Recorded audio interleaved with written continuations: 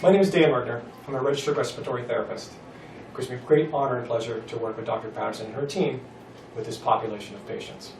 I'm going to talk about the pulmonary function test in regards to the ALS patient.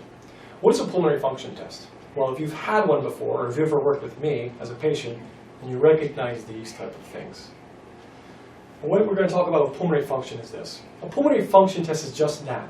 It's assessing the functionality of your pulmonary system, which is ideally your lungs, but also includes your diaphragm.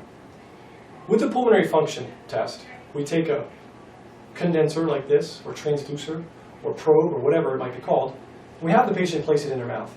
The patient is going to forcefully inhale and forcefully exhale as long as hard as they can.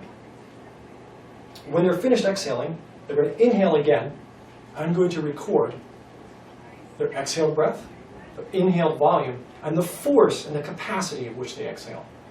This tells me a lot of things. It tells me how deeply you can inflate your lungs. Because your lungs can be affected by the muscles out here known as the intercostal muscles and your diaphragm. If there's muscle weakness, you may not be able to open your lungs sufficiently. If that's the issue, you may not be able to cough or protect your airway. This test is vitally important also because it's what qualifies you for nebulizer, non-invasive ventilation, or cough assist machine. From everything works this test.